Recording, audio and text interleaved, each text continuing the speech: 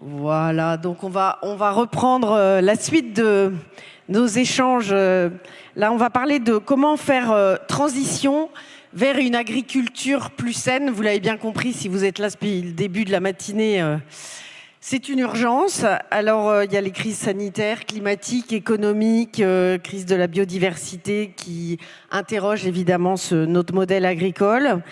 Et on sait que voilà, il y a des attentes qui sont claires. Les citoyens, les scientifiques, les pouvoirs publics, enfin pas tous, mais certains quand même appellent de leur vœu une agriculture qui préserve la santé des sols, la santé des agriculteurs, la santé des consommateurs. Mais les dernières actualités, que ce soit les négociations européennes sur la PAC, des initiatives locales en faveur de l'agroécologie ou des innovations en matière de réduction des intrants chimiques montrent que la transition est en marche, ça c'est la vision positive, mais aussi qu'elle est bloquée par de nombreux défis, lobbies, enfin plein de choses en i. Alors au cours de cette session, on va explorer comment on peut avoir des pistes concrètes pour accélérer cette transition avec nos différents intervenants que je vous présente tout de suite. Donc Noémie Calais, qui est diplômée de Sciences Po, éleveuse de porcs noirs et auteure d'un livre que vous dédicacerez aussi sûrement à la fin, qui s'appelle Plutôt nourrie, l'appel d'une éleveuse, publié aux éditions Tana. Édouard Stalin, donc vous êtes maraîcher, arboriculteur en agriculture biologique près de Rouen, donc à la ferme de la Mare des Ruffaux. Et Bastien Sachet, vous êtes agronome et directeur de la fondation Earthworm, que je vous laisse peut-être nous présenter en quelques mots, cette fondation. Oui, bonjour, merci. Earthworm, c'est une fondation but non lucratif qui est internationale et dont la mission, c'est la régénération des sols et des forêts avec et pour les gens. Donc c'est un vaste programme. Mais en particulier, on travaille avec les entreprises dans les chaînes de valeur de matières premières. Et avec nous aussi Yves Sauret, bonjour. Vous êtes agriculteur biologique et conseiller municipal à Rouen. C'est ce qu'on m'a dit. Plus ou moins. Oui, plus ou moins, parce que je ne suis plus agriculteur bio, puisque après 42 ans d'activité, j'ai cessé mon activité d'agriculteur. Et je suis conseiller municipal à Rouen, mais enfin si je suis ici, c'est parce que je suis donc élu à la métropole de Rouen et en charge de l'alimentation, du PAT, et j'ai également des responsabilités auprès d'Agri Paris Seine, dont je vous parlerai tout à l'heure. Ah bah justement, il y avait des questions sur Agri Paris Seine tout à l'heure. Alors, Bastien Sachet, je voulais commencer avec vous parce que quand on a préparé cette table ronde, vous m'avez dit la nature est devenue une grande usine. Alors, j'utilisais la métaphore de la nature, de l'usine, parce que si vous prenez des industriels, ils ont une usine, tous les 10 ans, tous les 15 ans, ils vont réinvestir dans leur usine, ils vont la moderniser, ils vont changer la chaudière, mettre des nouveaux tuyaux, etc. Et ça leur paraît logique, et ça paraît logique à tout le monde. La nature, si on imagine, c'est pas une jolie métaphore, mais si on imagine que la nature est une gigantesque usine qui produit du blé, de l'orge, enfin toutes les matières premières qu'on consomme aujourd'hui, ben, personne ne réinvestit dans la nature. Et donc, il y a très très peu d'argent, et je parle de capital, qui se transforme ensuite en matière organique, qui se transforme en arbre, qui se transforme en savoir-faire, qui est réinjecté dans la nature. Alors pourquoi on ne le ferait pas? C'est très logique de le faire pour des usines, et pourquoi ce ne serait pas logique de le faire pour la nature? Alors ça, c'était mon point. Et on a des exemples aujourd'hui qui montrent que ne pas le faire, ben ça conduit à ne plus pouvoir produire. Et je prends souvent l'exemple du cacao. Les plantations sont très vieilles, personne n'a réinvesti dans les plantations de cacao et aujourd'hui, elles ne produisent plus. Et c'est pour ça que le cacao voit son prix multiplié par 4. Si on avait réinvesti dans ces plantations, aujourd'hui, elles seraient productives, elles seraient prospères, tout comme les agriculteurs qui produisent du cacao. Alors, Édouard Stalin, vous dites que la base, c'est le sol, tout part du sol. Ben oui, effectivement. Donc en gros, l'investissement, j'adore, parce que j'utilise aussi ces termes-là. On utilise les termes du monde dans lequel on vit. Nous, on a investi sur le sol vivant, quoi. C'est-à-dire, si on veut vraiment avoir une ferme durable, en gros, il faut préserver les sols. Les sols, ils vivent de l'érosion hydrique. Là, les gens, ils le voient, hein, ça part dans les fleuves. L'érosion éolienne est l'une des plus violentes. C'est des milliards et des milliards de centimètres cubes qui partent avec le vent. Pour que ces sols restent en place, on doit les nourrir. Donc nous, on le fait avec des apports de compost, de matière organique. Et on le fait aussi par ce qu'on appelle l'agroforesterie, réintégrer les arbres dans les systèmes agricoles français. Ça se fait sur notre ferme en maraîchage, avec des arbres fruitiers. Ça se fait dans les céréales. Ça se fait aussi en viticulture, on appelle ça la vitiforesterie. Maintenant, il y a même des domaines comme le champagne ruinard qui réintègrent les arbres pour retenir les sols. Donc en gros, on investit du temps, de l'argent, de la sueur pour nourrir tous nos petits animaux de compagnie, de vers de terre, micro-organismes invertébrés. Vos animaux de compagnie, ce sont des bactéries aussi. Ce sont des bactéries, oui. Marc-André, une fois, m'avait dédicacé justement son livre Jamais seul en me disant qu'ils prennent soin des bactéries comme ils prennent soin de nous et tout, quoi. Donc voilà, ils sont tous là à côté de nous. Et en fait, on doit leur apporter de la matière organique. Et pourquoi on fait ça? Pour nous, pour les générations futures. Et en gros, on prouve par l'exemple que c'est possible. Et c'est comme ça qu'on peut réussir à influencer les gens de tout type d'agriculture, bio et non bio. Parce que nous, on est en agriculture bio, mais on a plein de potes qui ne le sont pas. Et en attendant, on leur fait voir qu'on arrive à être économiquement viable, agronomiquement viable et écologiquement viable. Alors vous avez récupéré, vous, des terres dites conventionnelles, que vous avez donc converties en 14 ans, c'est ça? Ça fait 14 ans à peu près? Ça fait 14 ans maintenant. Voilà. Est-ce que ça a été difficile de faire revenir la vie sur ces hectares? Il faut du temps et de l'observation. Nous, on dit qu'aux gens, on leur apprend à utiliser leurs yeux pour voir et comprendre. La parcelle qui était donc dite conventionnelle, on avait des gros problèmes de gale. Certains champignons dominaient comparé à d'autres parce qu'il n'y avait pas d'apport de matière organique, pas d'humus, pas de compost. On est parti d'un sol qui était à 1,59 de taux de matière organique. Aujourd'hui, on est à 4,5. Donc en fait, on a remonté ces taux. Aujourd'hui, on n'a plus de problème de gale. On sort des légumes quand même en masse. Si donc là on parlait d'agronomie, si on parle comptabilité ou gestion, s'il y en a dans la salle, on est à 51% d'EBE, d'excédent brut d'exploitation. Donc on est 2 associés, on a un salarié et on accompagne aussi des gens. Donc en gros on y arrive, donc ça a demandé du temps. Par contre, ça revient très très vite. En fait, on est agréablement surpris de la vitesse à laquelle ça revient. Vous avez vu les vers de terre revenir rapidement? Oui, parce qu'on leur donne à manger, on leur laisse de la place. Chose que j'ai peut-être oublié de préciser, au tout début, j'ai réensemencé les sols en vie.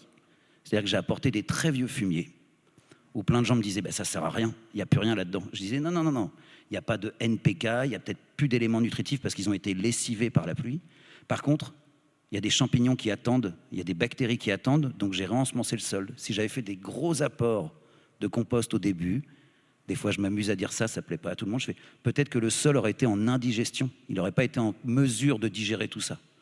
Donc on l'a d'abord réensemencé, comme les petites boîtes, si vous m'autorisez l'expression, d'activateurs de compost qu'on trouve dans les jardineries ou quoi. Nous on a fait ça à plus grande échelle, et après maintenant, l'agroforesterie c'est des quantités astronomiques de compost, de feuilles qui vont tomber bientôt là, on est en automne, les micro-racines aussi vont mourir, les fruits qui n'étaient pas mûrs qui sont tombés, les engrais verts, les composts. En gros, c'est pas très compliqué. Voilà, c'est l'occasion quand même de rappeler qu'il ne faut pas ramasser les feuilles sous les arbres. Voilà. Noémie Calais, la démonstration par l'exemple, vous, c'est votre quotidien depuis que vous vous êtes installée en 2018 dans une ferme collective dans le Gers. Alors vous faites de l'élevage. Alors je le disais rapidement, vous avez fait des études à Sciences Po. Qu'est-ce qui s'est passé ? C'est la grande question. Et comment on passe de Sciences Po à Sciences Porcherie? Généralement, le chemin est long. Moi, je bossais à Londres. J'ai eu des soucis de santé qui ont fait que je ne pouvais plus rester dans un environnement pollué. Donc, en fait, c'est mon corps qui m'a obligée à revenir en France et à me mettre au vert. Et très rapidement, j'ai remis les mains dans la terre. Je me suis réapproprié des savoir-faire qui me semble absolument nécessaire, essentiel pour faire ma part dans cette société actuelle où on voit le changement climatique arriver, être de plus en plus violent. Pour moi, c'est aussi un acte politique qui est extrêmement fort que de se réapproprier ces savoir-faire qui se perdent et faire ma patte. Donc je me suis dit, je vais faire de l'agriculture biologique parce que j'ai plus envie de contribuer à mettre des produits chimiques dans l'eau, dans les sols, dans l'air et j'ai envie de le faire à mon échelle. Et donc moi ça me parle beaucoup ce qu'Édouard vient de raconter sur le temps long qu'il faut pour parvenir à changer un système ou un écosystème.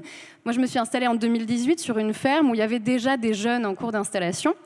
Et donc, quand eux ont commencé en 2016, c'était sur une ferme qui était en conventionnel, agriculture dite conventionnelle, intensive, donc 110 hectares en céréales intensives et 3000 cochons en bâtiment. Et en fait, la dame qui était propriétaire de cette ferme, de cette exploitation, pour employer le terme qu'elle emploie, moi je me définis autrement, mais elle, c'est ce mot-là, donc elle a commencé à préparer sa transmission et à passer des terres à des jeunes, dont son fils au démarrage, qui voulaient s'installer, agriculteurs, paysans, mais qui ne voulaient pas s'installer dans son modèle. Et elle a accepté d'accueillir des jeunes qui voulaient faire autrement. Donc en fait, on est toujours un petit peu sur ce fil d'équilibriste à vouloir faire les choses différemment, parce que pour nous, c'est urgent et nécessaire de contrer cette érosion des sols qu'on voit. Moi, je me suis installée sur 4,5 hectares et on voyait la roche-mère affleurer à certains endroits. Donc bon courage pour faire pousser des choses, même juste de la prairie, quand on voit affleurer la roche-mère. Donc peu à peu, ce collectif s'est créé, des jeunes se sont installés, puis d'autres, en bio, en élevage extensif. Donc il y en a qui font des chèvres et des brebis en extérieur avec du pâturage. Moi, je fais du porc en plein air. Il y a des maraîchers, des céréaliers, des arbres fruitiers. Et tous ensemble, on essaye de régénérer cet écosystème qu'on a obtenu en héritage et qui n'était plus en très bon état, mais sans jeter la pierre à la personne qui a eu le courage de nous passer ces terres et d'accepter qu'on fasse autrement. Et ça marche ? Ça marche, oui, alors lentement mais sûrement, ça marche. Notre ferme, elle s'appelle Arbolette, ça veut dire petits arbres en gascon. Donc moi, je ne suis pas du tout d'ici, je suis du Gers. Et on a probablement un sol très différent, on a des grosses problématiques de sécheresse, d'accès à l'eau. Et donc pour nous, remettre des arbres, remettre des haies, c'est absolument essentiel. C'est le cœur agronomique de notre projet collectif. Donc religieusement, tous les ans, on en replante quelques centaines de mètres linéaires. Moi, j'en ai mis 1900 mètres, je crois, 1900 arbres à peu près sur ma toute petite parcelle de 4,5 hectares, plus une cinquantaine d'arbres fruitiers. Et donc ça prend du temps, mais ça paye. Parce que là déjà, tout l'environnement olfactif, auditif, l'environnement esthétique a énormément changé. J'entends les oiseaux qui reviennent, je vois les pollinisateurs, je vois les papillons, je vois les couleuvres, les hérissons. C'est pas des choses qu'on voit souvent dans des rapports, dans des comptes rendus. On nous demande souvent de parler de l'économique. Alors oui, certes, l'économique, c'est absolument essentiel pour qu'on puisse rester paysan sur le long terme. Mais il n'y a pas que ça. Il y a aussi tout ce qu'on arrive à créer, le projet qu'on a derrière et les liens humains. Parce que je pense que l'agriculture de demain, si on veut parvenir à la faire et rester paysan, il va falloir la faire à plusieurs. Donc moi, je pense que le lien humain qu'on a au sein de cette ferme est absolument essentiel. Et au sein du territoire, pareil, l'abattoir, il n'y avait plus d'abattoir dans le Gers depuis 2017. Il y a 200 éleveurs qui se sont mis ensemble pour réfléchir à une solution, pour racheter un outil, pour créer ensuite une ESA, mettre de l'argent, mettre des billes et remettre des outils de travail collectifs sur notre territoire. Voilà, donc il faut le faire ensemble. Alors Yves Sauret, depuis ce matin, tout le monde dit il faut du politique, il faut de la volonté politique. Alors là, j'en tiens un, je suis bien contente. Vous êtes donc conseiller municipal pour la ville de Rouen. Qu'est-ce que la ville fait pour cette thématique d'une agriculture plus saine ? Alors, je vais plutôt parler de la métropole, puisque les compétences, vous savez, sont transférées, une partie des compétences des communes sont transférées vers les métropoles. Et en métropole, c'est là où il y a le plus de compétences qui sont réunies. Donc, alors vous aviez tout à l'heure un très bon politique, alors qui est plutôt au niveau européen et national.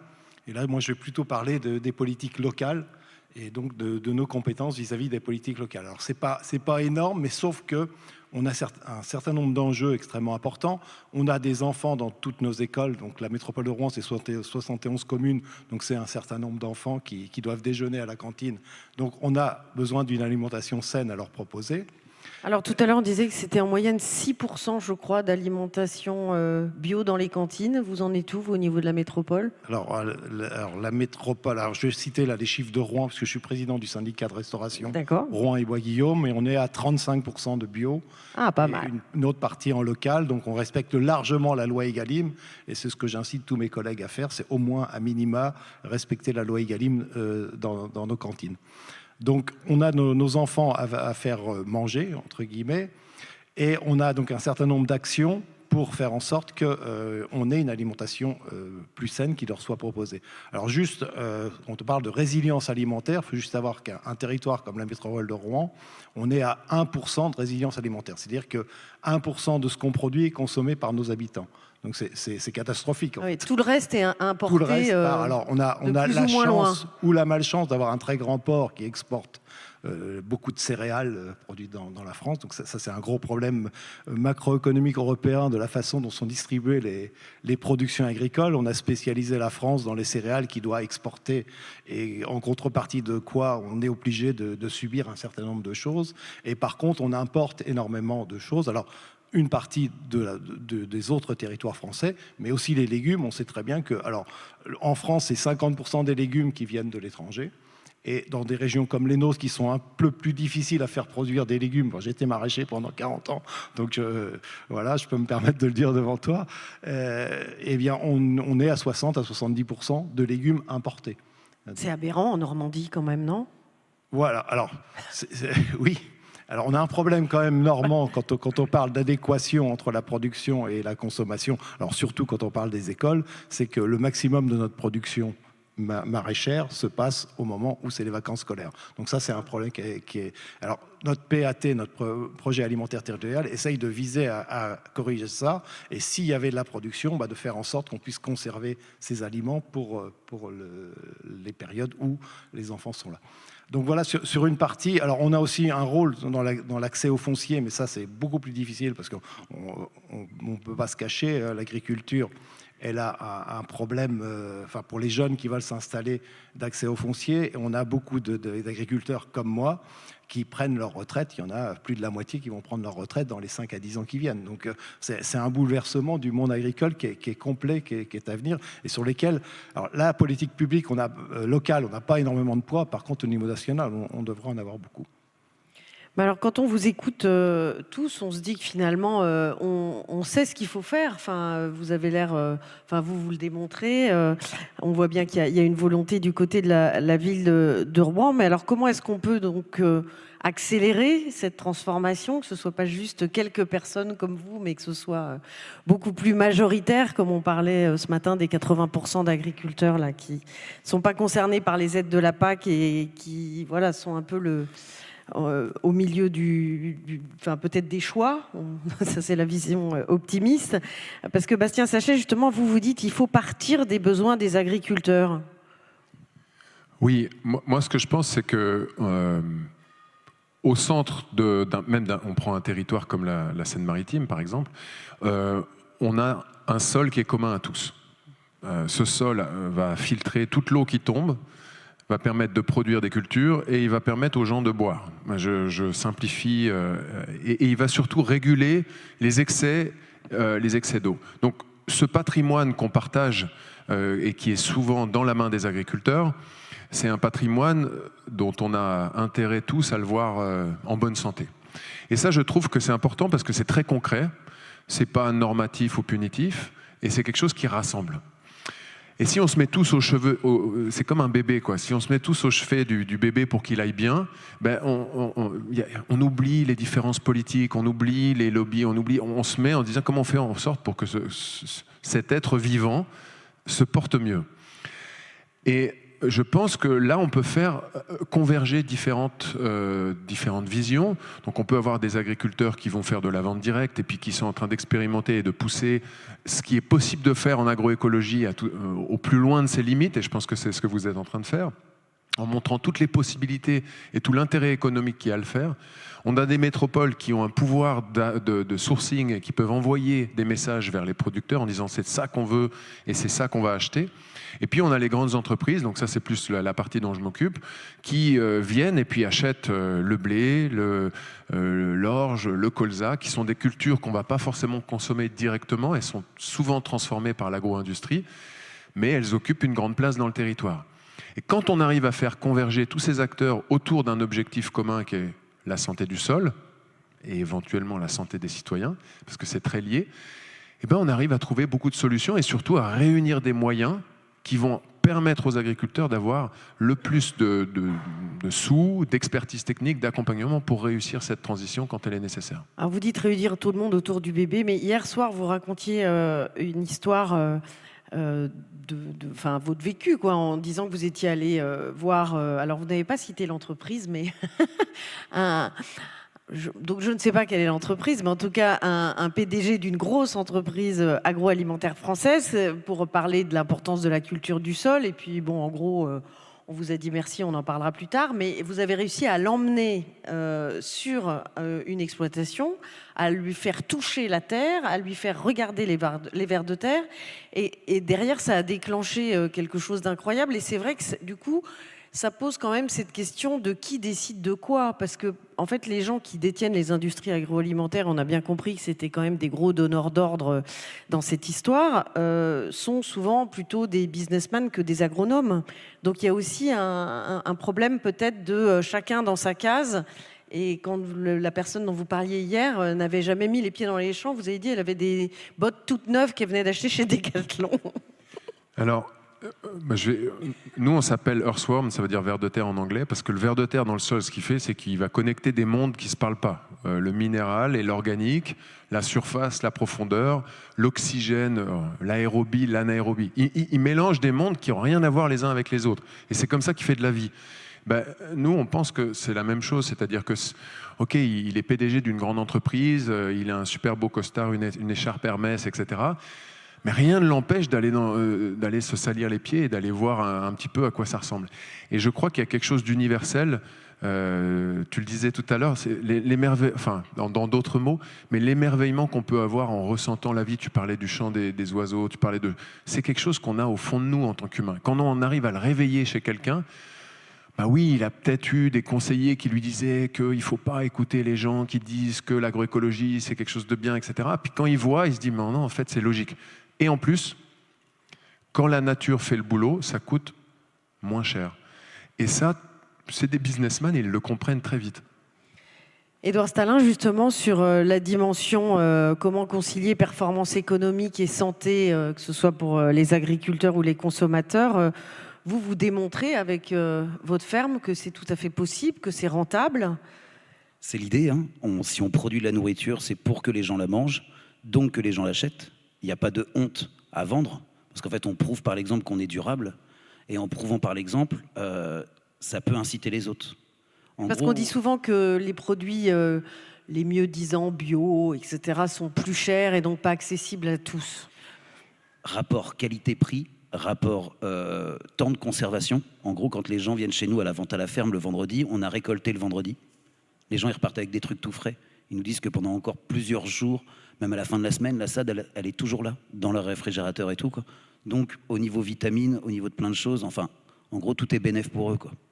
Quand je disais ça aussi, de prouver par l'exemple que c'est possible, c'est qu'en fait, moi, j'interviens dans des lycées agricoles, j'interviens avec des bacs +3 en agronomie qui sortent de BTS Axe, de BTS APV. C'est que des gens du monde agricole, je suis déjà intervenu à Unilassal ou quoi. Et en fait, je leur fais voir, du coup, l'économie. Puisqu'en fait, moi, à la base, je viens du milieu naturaliste, plutôt de l'écologie. Donc, je voulais absolument de la biodiversité. Hein. On a 120 espèces d'oiseaux référencées par la LPO. Donc, ça marche aussi au niveau de l'écologie. Mais je leur ramène le côté économique pour leur faire voir que c'est intéressant de replanter des arbres. Parce qu'en fait, on peut tirer une économie de ça en faisant des plaquettes, des petites plaquettes qui partiront dans les chaudières. On peut faire du compost qui va renourrir le sol. Donc, il y a vraiment toute une économie. Donc, si j'arrive à toucher leur affect au niveau économique, parce que c'est des grosses structures, moi j'aurais gagné parce que je toucherai l'écologie au niveau de la biodiversité, parce que les plantes attirent les animaux, et ça touchera aussi un peu le thème d'aujourd'hui, la santé, puisqu'en fait les arbres nettoient l'eau, donc nettoient les stations d'épuration, donc touchent la sécurité sociale. C'est ce qu'on appelle des externalités positives.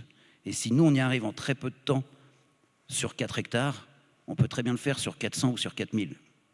En ramenant, encore une fois, l'économie.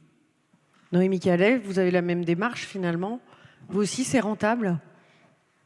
Oui, c'est rentable. Et puis, rentable, on ne va jamais être très riche, mais je pense que ce n'est pas forcément ça qu'on vise. On vise à vivre bien, à vivre honnêtement aussi, en fonction de ce que peut nous donner notre terre.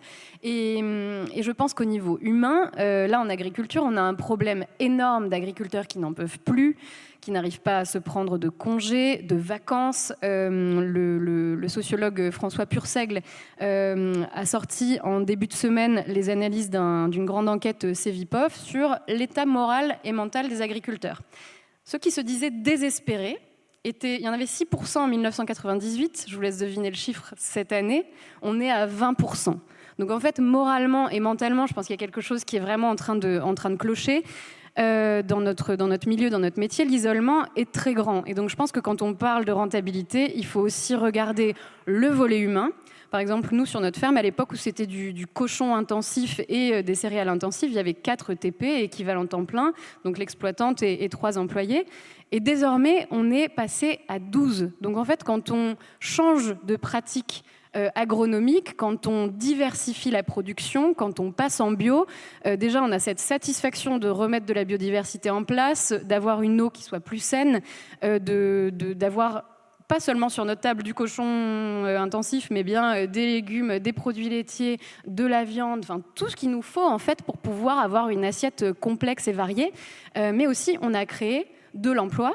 Et avec cet emploi-là qui est forcément non délocalisable, bah c'est aussi les petits commerces du coin, l'école. Enfin, c'est toute une vie en fait rurale qui va reprendre vie. Et les outils de transformation au sein des territoires sont aussi à prendre en compte. Moi, par exemple, au niveau de ma rentabilité, elle n'est pas grévée par des investissements gigantesques dans une salle de découpe, parce que pour s'installer maintenant dans des outils agroalimentaires et de transfo aux normes, vraiment, on a les mêmes normes que les industries agroalimentaires, même quand on est tout petit. Alors, il y a des dérogations aux agréments européens, etc. Mais il n'empêche que quand on veut construire pour juste transformer et faire des côtelettes, ça coûte hyper cher. En se mettant à plusieurs, nous, dans notre atelier en Cuma, au lieu d'investir 100 000 euros pour avoir mon atelier à moi, j'ai juste investi 500 euros de part sociale dans un atelier parfaitement aux normes qu'on partage à plusieurs. Donc en fait, la rentabilité, les investissements malins, ils sont aussi là, ils sont aussi à cet endroit-là. Et un petit mot aussi sur le foncier. Pour s'installer paysan, il faut une terre. On ne peut pas faire sans. La taille moyenne d'une exploitation agricole en France, c'est 69 hectares et le prix moyen de l'hectare en France, c'est 6 000 euros. Je vous laisse faire le calcul, ça fait à peu près 400 000 euros à débourser pour uniquement avoir accès au foncier. Et avec ça, vous n'avez pas de tracteur, pas de machine, pas de cheptel, rien d'autre, pas d'atelier de transfo, rien. Donc en fait, il faut aussi qu'on trouve des solutions intelligentes pour faire quelque chose au niveau du foncier, parce que non seulement il coûte déjà très cher maintenant, mais son prix continue à augmenter. Moi, quand je suis arrivée dans le Gers en 2018, les terres, le prix du foncier avait doublé en 15 ans. Donc comment on va faire demain? Si le foncier continue à doubler de 15 ans en 15 ans, comment on va installer les agriculteurs de demain? Donc c'est absolument nécessaire et urgent de se poser la question de cet achat-là et de regarder si on peut aider les paysans à financer leur foncier. Nous, par exemple, sur notre terre, c'est Terre de Liens qui a racheté l'intégralité des terres. Donc non seulement c'est bon, elle est payée, on n'a pas, nous, à s'endetter sur 20 ans ou 30 ans, mais en plus, on sait qu'elles sont sorties de la spéculation et que les agriculteurs de demain qui s'installeront dessus devront respecter des critères environnementaux. C'est des bails ruraux environnementaux. Donc il va falloir continuer à installer des haies, des mares et faire des pratiques agroécologiques pour utiliser ces terres-là. Et ça, c'est très, très porteur, très positif. Et ça inclut aussi les citoyens et les citoyennes dans la machine, parce que ce sont eux qui financent grâce à l'épargne solidaire. Yves Sauret, on comprend que c'est possible. Pourquoi ce n'est pas aussi répandu, toutes ces démarches? Pourquoi il n'y en a pas plus? Alors, je vais dire à Noémie quand même que chez nous, qu'elle se rassure, c'est 16 000 euros l'hectare. Donc voilà, c'est encore plus difficile et les fermes sont beaucoup plus grosses aussi. Donc, bon, voilà. Alors pourquoi c'est si difficile? Si vous avez assisté à la conférence précédente, vous avez vu qu'il y a quand même des blocages au niveau européen, mais surtout nationaux. Et alors, qu'est-ce qu'on peut faire au niveau local? C'est plutôt, c'est là-dessus que je vais intervenir. Alors, juste rappeler que le premier aliment pour l'homme, c'est l'eau. Et que là, on a vraiment un sujet. Alors, quand on est élu d'une métropole, c'est aussi le sujet important, puisque c'est nous qui sommes responsables de la fourniture d'eau à nos concitoyens. On a sur la métropole 500 000 habitants, donc il faut qu'on fournisse une eau de qualité et en quantité également. Donc je ne vous cache pas que c'est quelque chose qui est extrêmement difficile, qu'on lutte contre les pesticides en permanence pour pouvoir améliorer la quantité d'eau. Et on a également alors spécificité Seine-Marine, c'est aussi les problèmes d'érosion et avec des inondations qui sont de plus en plus fréquentes, liées aux conséquences du réchauffement climatique. Donc, qu'est-ce qu'on peut faire? C'est alors aider toutes les démarches qui ont été là. Donc, c'est ce qu'on fait. On est doté, notre PAT est doté d'aide aux agriculteurs qui sont dans cette transformation-là, y compris pour des petits ateliers de transformation. Donc, on vient de voter d'ailleurs notre règlement d'aide pour 2026. Donc, ça fait partie des petites choses qu'on peut faire. C'est régler les problèmes, essayer de trouver des solutions à l'eau. Et ça, c'est avec la structure agri-parisienne qu'on est en train de le faire, puisque donc on est regroupé à un certain nombre d'intercommunalités, surtout l'axe Seine, depuis Lyon jusqu'au Havre, en passant par Paris. Et on est en train de mettre en place une action importante qui sont les paiements pour services environnementaux. Alors, Édouard, tu parlais d'externalités. Oui, quand on traite de l'eau sur une agglo comme nous, ça nous coûte un pognon de dingue, disait l'autre. Hein. Et en fait, ces externalités, on les paye. Quand vous achetez du bio, en fait, vous n'avez pas contribué en même temps à polluer votre eau. Quand vous achetez du conventionnel, où je suis d'accord, le terme est un peu bizarre, eh bien, en même temps que vous achetez un aliment qui est peut-être un peu moins cher, mais en même temps, et qui est moins bon, hein, honnêtement, en même temps, vous polluez l'eau, donc vous devez payer votre eau plus chère parce que vous l'avez polluée. Donc, comme disent mes collègues agriculteurs, on marche sur la tête, puisqu'en fait, on paye deux fois ces prestations-là. Donc, on est en train de mettre en place des paiements pour services environnementaux pour que des agriculteurs puissent toucher une rémunération en compensation de la pollution qu'ils ne font pas. Et alors, comment vous l'évaluez, ça? Alors là, moi, au sein de ce collectif-là, et je suis avec Marc Dufumier, que certains d'entre vous connaissent peut-être, qui est notre président, et Audrey Pulvar, que d'autres aussi doivent connaître, comme vice-présidente. On est très pour l'agroécologie, hein, parce que Marc Dufumier, avec son nom, est le pape de l'agroécologie.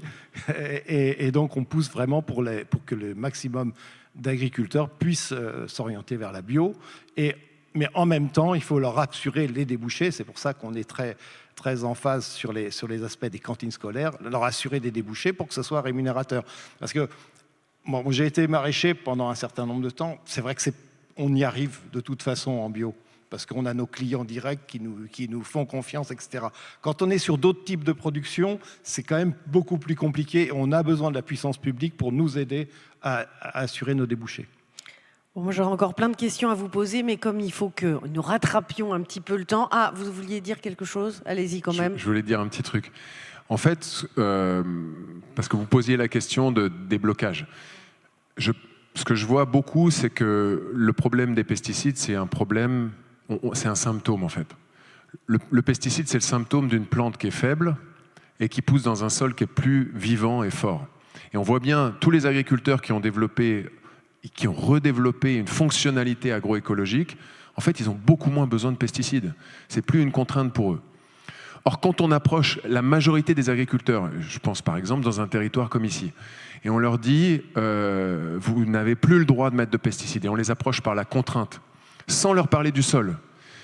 En fait, ils se sentent attaqués, ils se sentent démunis, ils ont l'impression que leur revenu va être mis à mal, et ils se trouvent dans une position de réaction adverse à tous ceux qui vont leur dire de faire ça.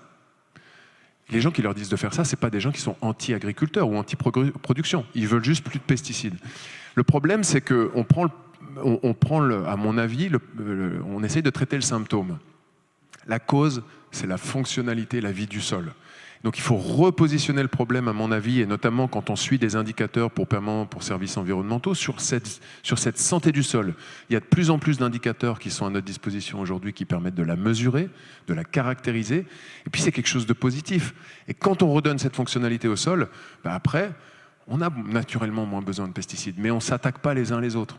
Et je pense que la majorité des agriculteurs qu'on appelle conventionnels, grande culture, si on les prend par cette porte d'entrée, il y a un intérêt économique, il y a un intérêt de fierté, de goût, de plaisir au travail, il y a même un intérêt de passer moins de temps. Je m'arrête là.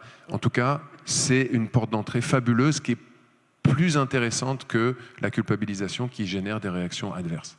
Et puis, Édouard Soilin, il faut travailler aussi en réseau avec des chercheurs, c'est important. Oui, nous, on travaille avec des chercheurs de 10 pays d'Europe. Ça s'appelle Ag4U, Agroforesterie pour l'Europe. C'est Agroforestery Business Network. Et on récupère des données d'agroforesterie à travers 10 pays en Europe. Les bassins méditerranéens n'ont pas les mêmes problématiques qu'en Irlande, qu'en Finlande, qu'en Slovaquie, que nous ici.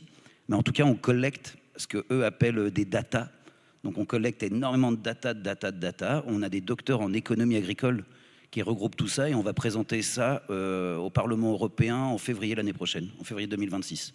Pour prouver en gros que, encore une fois, agronomique, économique et écologique, c'est possible. Et autre chose, on essaye d'accompagner tout le monde, mais vraiment tout le monde. En gros, la puissance des mots, moi j'adore les mots. Si on stigmatise quelqu'un, si on l'attaque, si on dit que son sol est mort, on coupe tout dialogue. Il y a des pratiques qui sont différentes, on a des valeurs communes, le travail en extérieur, l'agriculture, la terre.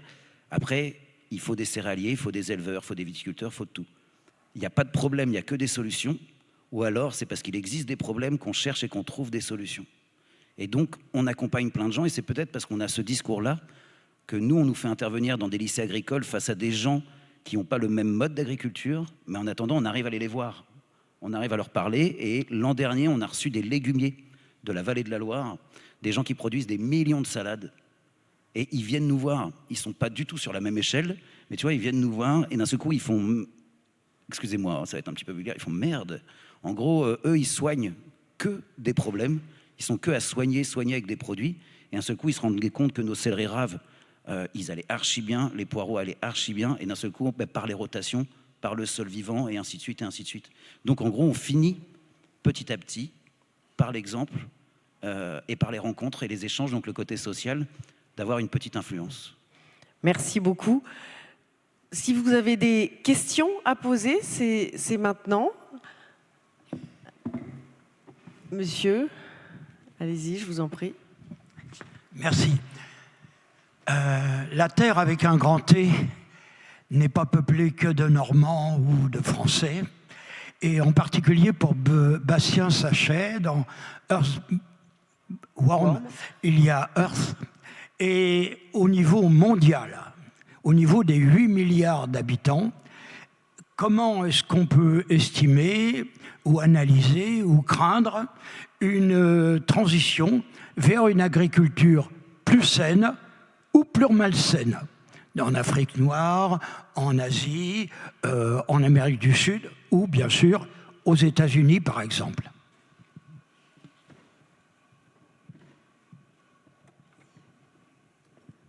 Bon, c'est une très vaste question, mais... Vous avez une minute. J'ai une minute. Alors, je vais la faire très courte. Si on prend l'Afrique, il y a plein d'endroits en Afrique où les rendements sont bas, parce qu'il n'y a pas encore eu nécessairement encore la révolution verte avec les intrants chimiques utilisés au maximum de leur potentiel, les engrais, etc. Mais l'Afrique, c'est aussi un continent, dans les zones rurales notamment, où ils ne sont pas passés par la ligne fixe pour avoir le téléphone, ils sont passés directement au mobile. Ils ne sont pas passés par la ligne fixe. Donc, je pense qu'ils ne sont pas obligés de passer par les intrants chimiques et ils peuvent aller directement dans l'agroécologie qu'on est en train de redécouvrir dans nos contrées. Donc ce que je veux dire par là, c'est que les agriculteurs là-bas, ils voient le changement climatique, ils en souffrent et ils peuvent totalement s'inspirer dès maintenant des solutions agroécologiques pour produire et produire beaucoup. Donc ça, c'était un premier élément de réponse. Le deuxième élément de réponse, c'est le challenge, le défi de l'urbanisation. Je vois en Amérique latine, on a des très grandes exploitations avec personne dessus, très mécanisées, très automatisées, et une déconnexion avec ce côté du terroir qu'on a ici dans notre culture. Mais au Brésil, le terroir, c'est beaucoup moins présent. Donc là, il y a un travail pour Biogé, d'éducation aux sciences de la vie, et de ne pas voir le monde comme une sorte de gigantesque... mécanique, automatique, technologie, qui est souvent, dans certaines économies, la voie qui est choisie pour l'agriculture. Oui, j'ajouterais que la FAO, l'Organisation des Nations Unies pour l'agriculture et l'alimentation, a quand même dit que l'agroécologie devait être la nouvelle agriculture du 21e siècle. Ils ont mis du temps, mais enfin, ils ont fini par le dire. Donc voilà, il y a quand même des évolutions, même si, en effet, c'est très très lent. Est-ce qu'il y a d'autres questions ? Monsieur ? Oui, c'est juste une information. Noémie parlait tout à l'heure de terre de liens. Bon, ça, je pense que plus ou moins tout le monde connaît. Il y a une structure que j'ai découverte récemment qui s'appelle Hectarea, qui propose des baux de 10 ans à des agriculteurs, et de ce que j'ai compris, principalement des gens qui s'installent ou qui étendent leur ferme. Et les personnes, donc particulières, potentiellement, peuvent investir à partir de 500 € sur les projets. Bon, c'est déjà une somme quand même, mais il y a un revenu versé mensuellement avec des rendements d'au moins 2 ou 3%, donc largement supérieurs au taux bancaire classique. Et au bout de 10 ans, un rachat des terres par les personnes donc du projet, et avec une éventuelle plus-value qui est reversée aussi à l'investisseur. Voilà. Merci pour cette information. Est-ce qu'il y a une autre question? Oui, monsieur. Oui, ce qu'a fait émerger monsieur Sachet, c'est effectivement la prise de conscience que les produits qui posent problème détruisent les sols, ce qui n'était pas si évident que ça. C'est pas une des argumentations que j'avais entendues par rapport à le travail contre les pesticides en général. C'est intéressant. J'espère que ça pourra être entendu par certains. Il y a ce que je vois, monsieur Stalin, on relance le plan Éco-Phyto au niveau régional. Et ça serait intéressant que ça remonte aussi, parce que c'est quelque chose qui n'est pas perçu. Et pour monsieur Sauret, le questionnement, c'est bien le grand projet comment vous appelez ça? Paris-Seine. Mais on a quand même des enjeux très locaux que vous pourriez évoquer. Hein. C'est la métropole de Rouen a pris quelques décisions qui sont intéressantes, qui, je pense à la protection d'un captage à Bardouville, où il y a eu un verger qui a été transformé en verger bio, un peu avec le pistolet sur la tempe, et qui a coûté assez cher à la collectivité. Mais sur le fond, c'est intéressant. Mais le problème arrière, c'est notre capacité à développer ça dans d'autres coins de nos captages. Et en plus, en Seine-Maritime, on a la particularité d'avoir des captages qui, eux, peuvent être pollués par l'industrie, et hélas, parfois par l'industrie qui est suivie en fait par l'agriculture. Quand on trouve... oui, je pose des questions. Très court, monsieur. Je fais des témoignages, mais bon, on a fait, nous, que choisir des analyses de l'eau qui sort du robinet au cœur de Rouen, et on trouve des PFAS qui viennent sans doute en partie de l'usine qui en fabrique à Saint-Aubin-les-Elbeuf dans la banlieue, où 20% sert pour badigeonner les colliers de puces, antipuces des chats et des chiens. Hein, c'est bien, nos petits-enfants peuvent en le lécher. Mais qui le reste est balancé dans la nature, en Amérique du Sud, ailleurs, puisque c'est interdit. C'est fabriqué en Europe, mais c'est interdit en Europe. Voilà. Merci pour votre témoignage. On va parler justement des solutions opérationnelles maintenant, mais je vais tout d'abord remercier nos intervenants. Je pense qu'on peut vous applaudir. Merci beaucoup.